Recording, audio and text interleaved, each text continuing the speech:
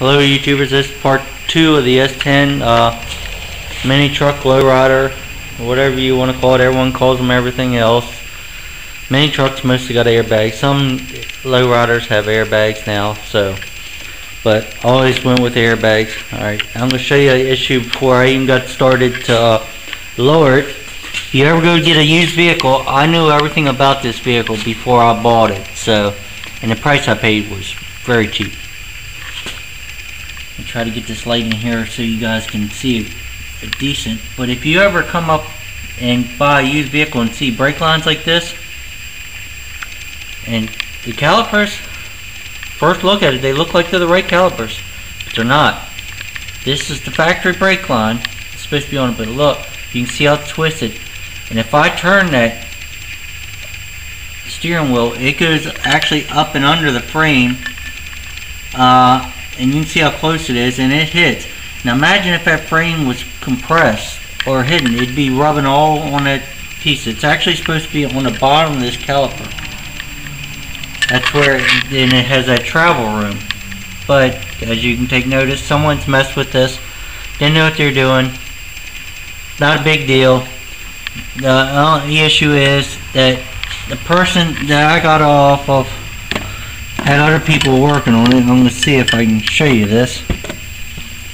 Let me see, because it's kind of dark up here, but try to hold the camera and the lights in. He's lucky that he didn't get hurt, because I don't know if you can see that, but that is cut. It's got a nice slice in it, and it didn't cut the hose all the way across. It looks like someone actually, to look at it right now, someone put a rubber hose over top of that and taped it on or something. It looks. That might be factory. I haven't put any hoses on this in a while, but no, that is not right. You can see it doesn't fit right. Nothing's right.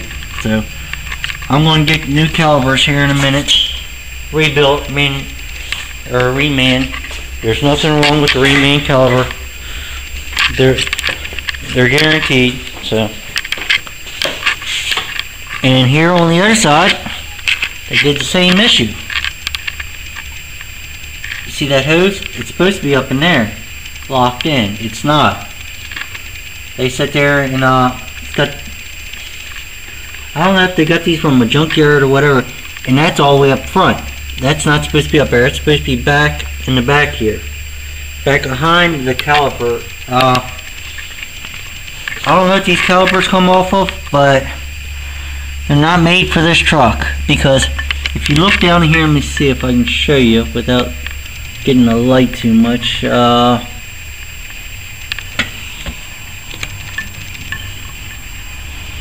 that bleeder? That bleeder is not supposed to be facing that way. How would you bleed it? You wouldn't. If tire's on there, you'd have to take the tire off to bleed that. It's supposed to be on the back side here somewhere, sticking out usually. So even if the tire's on, you can still get under there to bleed it. But like I showed you in the last video, I went ahead and changed the door. Let me go ahead and hang my light up here. And I got a lot of the other stuff. I'm going to probably make it a mono-leaf for now or whatever. I got spring depressors. I usually don't use these. Never even noticed it. But I got them just to have them for up in the garage or whatever. I usually just pop them out, cut them, and shove them back in. But they're kind of tricky to get in, so I'm going to try these. And I got a 3-inch block kit with, you see this gold here. It's like a grade 8 bolt. If you ever see a different color bolt, it's like a chrome or weird looking color. Actually, here's a bolt. If you ever see a bolt looking something like this color, I don't know if you can see that real well. That's like a grade 5. The higher the number, the better the grade, and stronger it is. So that's what you want. And then I got the pieces that actually holds the leaf springs together. And that's this kit right here. The little knob there, and then that goes through and holds the leaf spring. What I'm going to do is probably take 1 or 2 leaves out of it. It's only got 3 total on this one. It's a heavy duty leaf. Some S10s have 5 or 6, and I'll usually take them down to 3. But I'll fold it back together, and that's what's going to hold this in place with the little piece here. As you can see, this goes underneath it. So it's going to drop. I'm hoping to get the back dropped roughly the back is higher than the front 6 inches, and maybe the front 4 as of right now. I do have airbags and all for it. I'll show you that later on. Paint, as you can see, just flaking off. This truck was painted a long time ago. My uncle used to own it, and he passed away. We sold it, and I got it back off the person that we sold it to. Well, I'm fixing some stuff, but this truck was, my uncle didn't know it was painted, because the outdoor, when I tore it off, wasn't even the right color.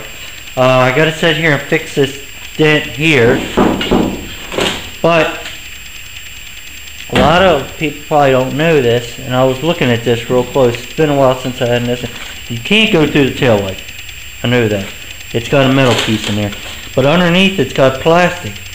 I'm thinking about popping that plastic off. Might be able to get up in there and push that out enough where to start it, or I'll get a spot gun welder and take these 2 dents out. These are the worst dents on it. I thought this ain't gonna be a show truck, but I don't want that big dent on it. You know what I mean? I want to throw some paint on it. All the rest of it's pretty good. The top's dinged and dented a little bit. I ain't worried about that. Things like that. That's fine with me. It's just a play toy.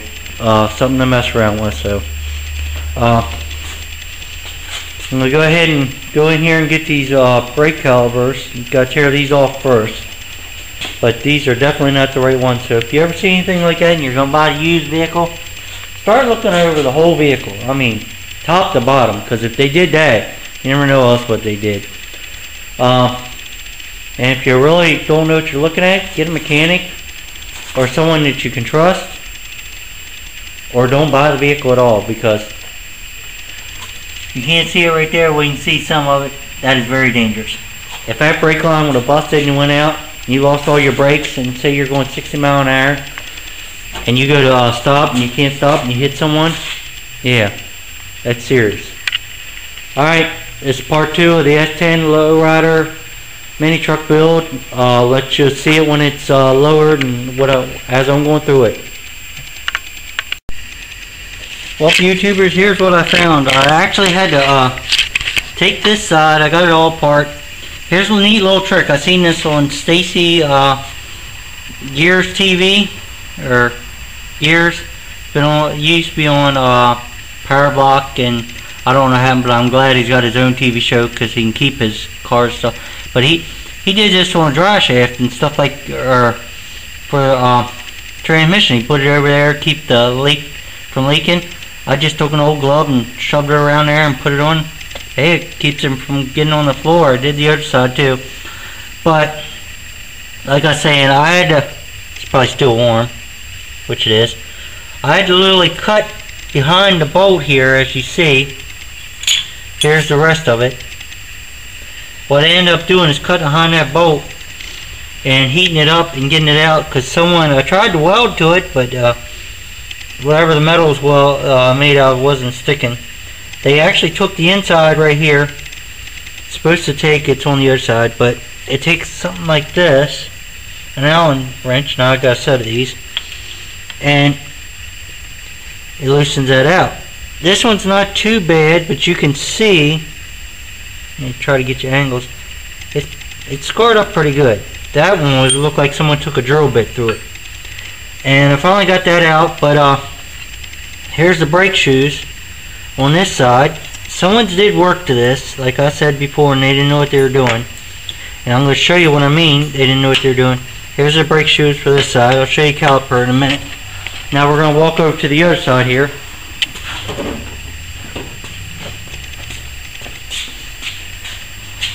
Let me pull this out so you guys can see this stuff.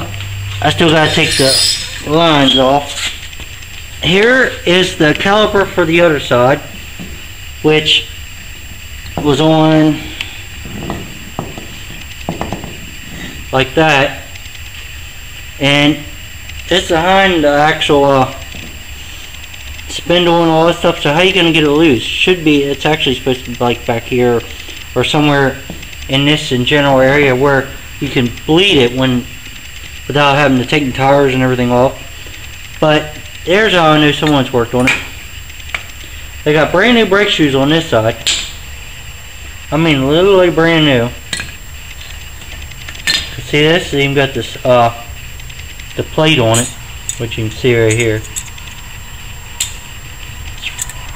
And then didn't even touch the other side.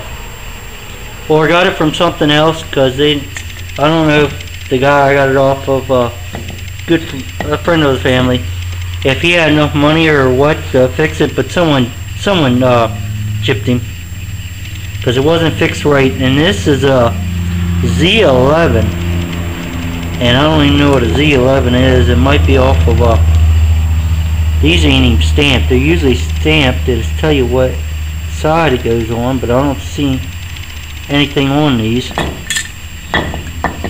Usually a left and a right. But now I'll go show you the other caliper. That's now here. That was leaking a little more. Here's the other caliper that was on the other side, and it does need replaced. You can even see it. And see, this is actually saying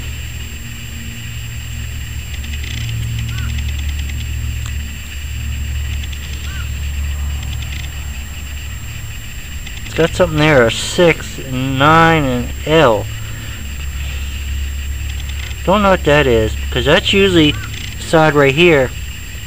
It would have where, let me get a screwdriver here or something to scrape on. That, I think that's usually the side that tells you where side it goes on.